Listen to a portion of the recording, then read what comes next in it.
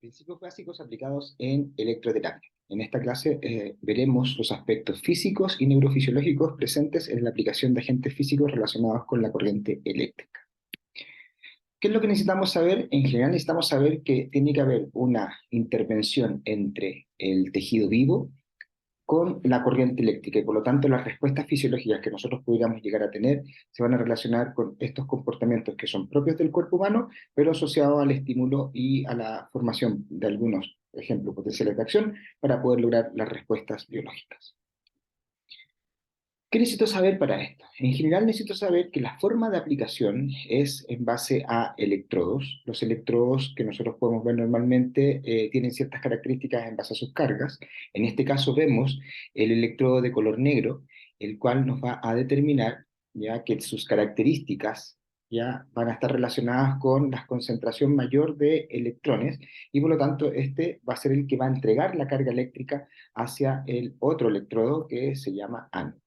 Este electrodo se llama cátodo, ¿ya? Y vemos ahí una sigla que es CNN porque sus características es el electrodo de color negro normalmente y que entrega las cargas negativas. Se considera también el electrodo negativo. El ánodo, como decía, es el que va a recibir la carga eléctrica que es entregada por el cátodo y por lo tanto podemos ver la sigla RAP o PAR, en donde vemos que es el electrodo que se considera positivo, es de color rojo y tiene las características de recibir la carga eléctrica. En algunos casos, el cátodo ustedes los pueden ver en equipos de electroterapia como color blanco. ¿Qué es lo que hace el cátodo entonces? Se entrega la carga eléctrica al ánodo y por lo tanto este la recibe y se empieza a producir el circuito eléctrico. Biológicamente lo que va a pasar es que por debajo de nuestro cuerpo, a nivel de la zona o la estructura que está siendo tratada, ya sea la piel o planos profundos, dependiente del tipo de electroestimulación, es que los iones positivos, que son los que nosotros vamos a conocer como cationes, se van a dirigir hacia el cátodo. En el caso contrario, los iones negativos o aniones se van a dirigir al ánodo y van a producir ciertas respuestas o acumulación de carga. Dependiendo de la forma y de las características de la onda, es qué es lo que va a pasar por debajo de cada uno de estos electrodos. ¿Qué otras cosas también es importante? Es reconocer cuáles son las características de las ondas. Nosotros podemos ver ondas que son de tipo continuo, o sea, que cuando el sujeto está siendo aplicado va a tener cierta estimulación, o ondas que son pulsadas. Pero normalmente nosotros lo que vemos son las formas de las ondas. En este caso, podemos ver una onda de tipo triangular, la cual, perdón, una onda de tipo cuadrangular, la cual va a estar entregada en el voltaje positivo. Tenemos una onda de ascenso progresivo o triangular, tenemos una onda que es de tipo sinusoidal, estas tres corresponden a ondas de tipo monopolares, tenemos una onda sinusoidal bipolar, porque están las dos fases del voltaje, y una onda cuadrangular bipolar, ¿ya? Porque también está en la zona de dos fases. Tenemos esta otra onda que se considera una onda en donde también es bipolar, pero es de tipo asimétrico, porque una de sus fases es diferente a la otra. En este caso una cuadrangular y una de sierra dentada. Independiente de la forma del pulso, nosotros normalmente vamos a tener un tiempo de aplicación de este pulso. Y esto es lo que nosotros conocemos como tiempo, duración o ancho de pulso. Luego, si nosotros tenemos una onda que es de tipo pulsada, vamos a tener una pausa entre esos tiempos de pulso, lo cual se conoce como tiempo o duración de la pausa. Cuando nosotros encontramos el tiempo de pulso más el tiempo de la pausa, hablamos de cuánto dura un ciclo. Y eso es lo que se conoce como período. Sabemos que entonces que la frecuencia, o sea, la cantidad de pulsos por segundo, va a estar determinada por el inverso del tiempo del periodo, o sea, 1 partido por periodo. Y eso tenemos su unidad de medida, es el hertz, o 1 partido por segundo, o segundo elevado a menos 1. Dentro de las otras características que veíamos de las ondas, vemos si las ondas son continuas, o sea, desde que parte el equipo se entrega. En este caso corresponde a una onda monopolar que se entrega constante en el tiempo, ¿ya? Hasta que se apaga el tiempo de aplicación, u otras ondas que pueden ser más bien de tipo pulsada, en donde tenemos un tiempo de aplicación con pausa, un tiempo de aplicación con pausa, un tiempo de aplicación con pausa, hasta que se acaba el tiempo de aplicación. Otro tipo de onda, por ejemplo, en este caso es una onda sinusoidal, la anterior era una cuadrangular, en donde tenemos un tiempo de aplicación, la pausa, el tiempo de aplicación o ancho de pulso, la pausa y el tiempo de aplicación o ancho de pulso, ¿ya? Y hasta que se acaba la corriente. Otras formas que nosotros podemos ver son ondas que son continuas, pero no como la anterior que veíamos que era una onda que iba solamente en el voltaje positivo, o sea, era monopolar, sino que en este caso es una onda bipolar, en donde va continua en el tiempo hasta que se apaga o se termina el tiempo de aplicación. Nosotros podemos encontrar ¿ya? Esta misma característica de una onda bipolar, pero haciéndola pausada. ¿Ya? Por lo tanto, tenemos un pulso bipolar que se entrega, una pausa, un pulso bipolar que se entrega y hasta que se acaba el circuito. Otras formas, por ejemplo, que podemos ver es una onda continua cuadrangular bipolar, ¿ya? Que hasta que se acaba el tiempo de aplicación va a durar, o esta misma, por ejemplo, ¿ya? O con esta otra característica que podría ser asimétrica, es en donde se entrega el ancho de pulso y luego hay una pausa, ancho de pulso y luego una pausa, hasta que se termina la aplicación. Nosotros, por ejemplo, en este caso veíamos una que era continua y en este caso vemos una que es pulsada. Ahora, ¿cómo actúa todo esto en nuestro cuerpo? ¿Ya? Y eso es lo importante. Normalmente vemos que existen efectos relacionados con la depolarización nerviosa, ya sea a nivel de nervios sensitivos, así como la depolarización motora relacionada normalmente con el nervio motor. Pero también vemos otras características de otro tipo de corrientes que son los efectos iónicos, o sea, la acumulación de carga eléctrica por debajo de los electrodos. Normalmente nosotros lo que veremos es la relación que existe con la depolarización de tipo sensitivo y tipo motor. ¿Qué pasa con esto? Nosotros necesitamos el medio de comunicación, la señal, el mensajero, que es el potencial de acción. El potencial de acción va a depender, ¿ya? Para que se logre este potencial de acción, de cuánta amplitud, o sea, de cuánta intensidad tiene la onda, así como de la duración de esta. ¿Ya? Vamos a ver después una relación en esto. Cuando se alcanza la amplitud y la duración óptima para poder lograr el potencial de acción, este se va a propagar y se va a transmitir a los diferentes axones y por lo tanto se van a producir las respuestas determinadas en base a la fibra que está siendo estimulada. Con esto vamos a ver que se va a poder lograr una modificación en el potencial de membrana de reposo, por lo tanto se va a producir el potencial de acción, vamos a estar en este periodo que se llama periodo refractario absoluto, donde no se puede producir un segundo potencial de acción, y vamos a lograr luego la hiperpolarización, donde posiblemente podamos encontrar este que se llama el periodo refractario relativo, en donde, aunque se pudiera llegar a producir un potencial de acción, es de baja calidad. Veíamos que era necesario para poder lograr esto un ancho de pulso o un tiempo de pulso suficiente, así como una intensidad suficiente. Y eso se aprecia en esto que se llama la curva de fuerza de duración. La curva de fuerza de duración, nosotros vemos dos ejes, el eje Y, en donde corresponde a la fuerza de la corriente, o sea, la intensidad, y el eje X corresponde al ancho de pulso o duración de pulso. Vemos diferentes fibras, como por ejemplo las abeta o sensoriales, motoras, del dolor tipo epicrítico, del dolor de tipo protopático y de un músculo que pudiera estar denervado. Como podemos ver, cada una de estas se comporta en diferentes posiciones en la piel. ¿Y qué nos dice? Que, por ejemplo, si yo tomo la decisión de aplicar 100 microsegundos, esto es un ejemplo, esto es un esquema, necesito de una cantidad de energía X, ¿ya? Para poder lograr la estimulación de la fibra A beta, ¿ya? Por lo tanto, necesito de la mínima energía suficiente para poder producir el efecto y que se provoque el potencial de acción, ¿ya?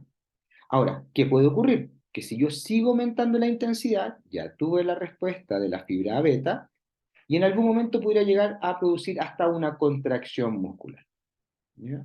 Por lo tanto, aunque se está produciendo también la sensibilización, o sea, la estimulación de la fibra beta, también voy a estar logrando la tensión muscular.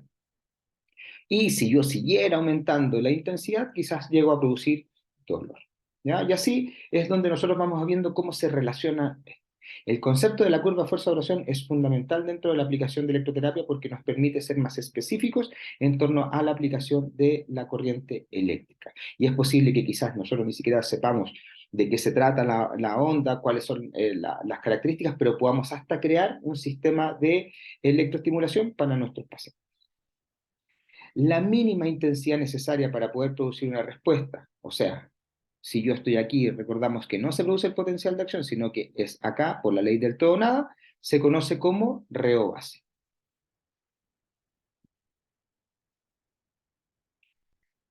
En general lo que se aprecia es que si nosotros vemos la curva fuerza-duración, vemos que los nervios sensoriales necesitan una amplitud de pulso que quizás es más baja que los nervios motores. ¿Ya? A veces pueden estar muy cerquita, pero normalmente lo sensorial está por debajo de lo motor, en especial en personas que no presentan ningún tipo de patología. Y lo mismo ocurre con el dolor. El dolor necesita de un gran tamaño de estímulo para poder lograr la respuesta. Si estamos en condiciones normales, lo más seguro es que vamos a obtener esto. Pero en nuestros pacientes pueden haber modificaciones debido a la disminución del umbral de respuesta que puede estar presente, en especial en el dolor y en los nervios sensoriales o las terminaciones nerviosas libres sensoriales, y por lo tanto podemos encontrarnos con una persona que cosas que antes no sentía, ahora las va a sentir, o cosas que antes no le producían dolor, le provoquen dolor. Cuando pensamos en estos mismos fibras electrosensibles y le agregamos, por ejemplo, los músculos denervados, vemos que en torno al ancho de pulso o duración de pulso, los nervios sensoriales más o menos necesitan de 80 microsegundos, las fibras dolorosas, que también son sensoriales, pero que tienen relación con el dolor, necesitan muchísimo más, mayor a 1 milisegundo, o sea, 1000 microsegundos. ¿Ya? Los nervios motores, que son los que van a producir la contracción muscular, necesitan un ancho de pulso entre 150 a 350 microsegundos. En cambio, los músculos denervados necesitan más o menos 10 milisegundos para responder, o sea, 10.000 microsegundos, muchísimo más que los nervios motores, o sea, cuando nosotros estamos frente a un músculo denervado, vamos a necesitar un ancho de pulso más grande para lograr ver esto. Y eso es lo que apreciamos en la curva fuerza-duración. ¿Qué podemos ver a nivel general y cuáles son las posibles aplicaciones que podemos encontrar? Como vemos aquí, podemos encontrar analgesia y activación muscular, entre otras muchas otras opciones. En cuanto a la analgesia, lo que podemos ver es que existen algunos mecanismos de respuesta que nuestro cuerpo tiene y que con electroestimulación se puede lograr. El gate control es el control ascendente del dolor, en donde lo que logramos es la estimulación de las fibras A beta para poder producir una interferencia en la interneurona inhibitoria y por lo tanto activarla y evitar el paso de la señal nociceptiva por el asta dorsal de la médula. Esto fue promulgado por los señores Patrick Gold y Ronald Melzack y que ha tenido algunas modificaciones y algunos cambios respecto de. ¿Qué vemos? Que para poder lograr la activación de las fibras beta necesitamos pequeños pulsos, como veíamos anteriormente, necesitamos intensidades bajas, como veíamos anteriormente, y luego veremos que frecuencias más altas, o sea, la cantidad de pulsos por segundo mayores que otro tipo de electroestimulación. En torno al control descendente del dolor, ¿ya? Tiene relación con la liberación de opiáceos endógenos y serotonina en nuestro cuerpo. Vemos que estos opiáceos endógenos se pueden provocar, pueden ser liberados cuando nosotros presentamos dolor, o sea, la estimulación nociceptiva también puede producir la liberación de opiáceos endógenos de manera externa, o sea, con electroterapia, ¿ya? Y esto se logra con frecuencias muy altas, con intensidades que logren el umbral doloroso, o sea, provocarle dolor tolerable al paciente. Quizás esta no es la mejor herramienta a utilizar, pero ya cuando nosotros no tenemos ningún camino para lograr esto, podemos ver que pudiera ser de utilidad. Otra forma un poco menos invasiva para nuestro paciente es lograr fasciculaciones musculares, o sea, una contracción como una especie de palpitar que va a lograr activar un elemento que se llama el ergoceptor y por lo tanto se van a liberar estos opiáceos endógenos. Para esto necesitamos una frecuencia baja, en donde se logre una contracción suave y como una especie de palpitar, y que la intensidad logre romper el umbral motor. Veremos en las clases de electroanalgesia la relación directa con esto. Esto además se ha visto que no solamente libera los opiáceos endógenos, sino que sería capaz de liberar serotonina y por lo tanto un control más global del dolor. Respecto de contracción muscular, vemos que existen diferencias entre un músculo sano versus un músculo denervado. Cuando nosotros tenemos un músculo que está sano, sin lesión nerviosa, el nervio motor es el comunicante que va a tener relación con el músculo. Por lo tanto, vamos a estimular al nervio motor directamente y de ahí este va a lograr la aplicación sobre el músculo. Cuando tenemos un músculo enervado, la relación con el nervio motor ha bloqueado. Por lo tanto, podemos tener enervaciones parciales o totales, en donde la comunicación esté aún algo conservada o totalmente limitada. Y esto entonces nos va a determinar de que este músculo va a necesitar de un estímulo mayor, porque o son menos fibras del nervio motor las que van a estar comunicadas, o definitivamente nosotros debemos estimular al músculo como tal. Y por lo tanto, ahí existen ya diferencias entre un músculo sano versus un músculo enervado cuando hablamos de electroestimulación. ¿Qué ocurre? Hay otra característica que también cambia en esto, que es un fenómeno que se llama acomodación, en donde los umbrales de respuesta van variando. ¿Ya? La acomodación es la capacidad que tiene nuestro cuerpo de adaptarse frente a un estímulo mantenido en el tiempo. En el caso del músculo que está sano, que no está con problemas de inervación, la acomodación existe. Por lo tanto, vamos a necesitar una respuesta de ir aumentando estímulos. Y hay formas de pulso que logran la acomodación de la fibra sana. En cambio, en el músculo denervado, la acomodación se pierde. Al perderse la acomodación, ¿ya qué es lo que ocurre? Que nosotros podemos, frente a diferentes formas de aplicación, estimular a este grupo muscular, ¿ya? Las fibras sanas, tratar de dejarlas de lado para que solamente se activen las fibras denervadas y por lo tanto lograr una especificidad en la intervención que nosotros vemos. Cuando veamos las clases de electroestimulación muscular, hablaremos en profundidad de este tema. Otras diferencias que nosotros podemos encontrar es la diferencia entre la contracción muscular con electroterapia o cuando nosotros la hacemos de manera fisiológica. Lo que vemos es que una de las cosas que ocurre cuando nosotros hacemos electroestimulación muscular es que, como se aprecia en este gráfico donde vemos el eje Y, vemos el porcentaje de fuerza isométrica voluntaria máxima, ¿ya? Donde vemos el 100% y el 0%, y vemos el tiempo total de tratamiento, que es que cuando se hace electroestimulación muscular, ¿ya? Nosotros vamos a reclutar una cantidad importante de fibras musculares, pero de manera constante y sin mucho control. ¿Qué ocurre con esto? Nosotros normalmente vamos a estar con electroestimulación activando principalmente las fibras rápidas en una primera instancia y luego las lentas. En cambio, en la contracción muscular fisiológica o voluntaria son primero las lentas y luego las rápidas. ¿Qué ocurre entonces? Cuando nosotros estamos activando las fibras rápidas, posiblemente vamos a tener mayor posibilidad de fatiga con esto. Entonces, ¿qué nos muestra este gráfico? Que cuando se hace una intervención, por ejemplo, de 1 segundo de estimulación versus 5 segundos de pausa, y se compara con 1 segundo de estimulación versus 2 segundos de pausa, o 1 segundo de estimulación versus 1 segundo de pausa, mientras menos pausa tiene, más fatiga se logra. ¿Por qué? Porque como constantemente estamos estimulando estas fibras rápidas, posiblemente este músculo no va a tener la capacidad de reorganizarse y de poder tener una estimulación o una pausa que permita evitar la fatiga y por lo tanto, cuando hablemos de electroestimulación muscular, el tiempo de pausa también va a ser fundamental para evitar esto.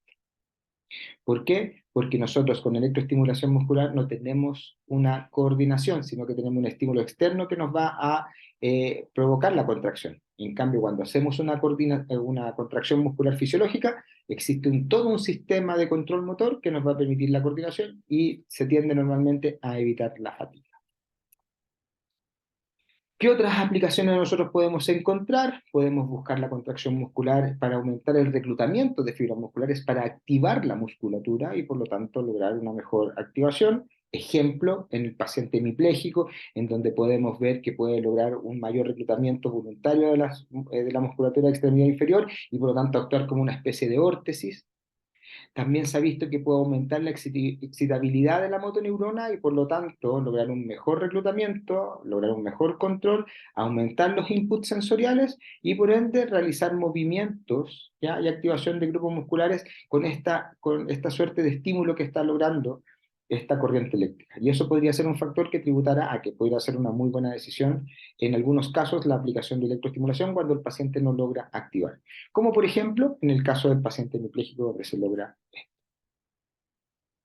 Tenemos la opción de lograr un bombeo circulatorio gracias a estas contracciones, lograr un bombeo linfático, ayudar en pacientes con incontinencia para lograr el control muscular, ¿ya? Y esto muchas veces lo que se ha buscado es evitar la atrofia, por ejemplo, en pacientes con denervación para evitar la fibrosis, ¿ya? ¿Qué elementos sí son importantes que nosotros debemos tener cuidado? ¿Ya? Y vamos a definir entonces precauciones, contraindicaciones y efectos adversos como elementos que son fundamental tener atención.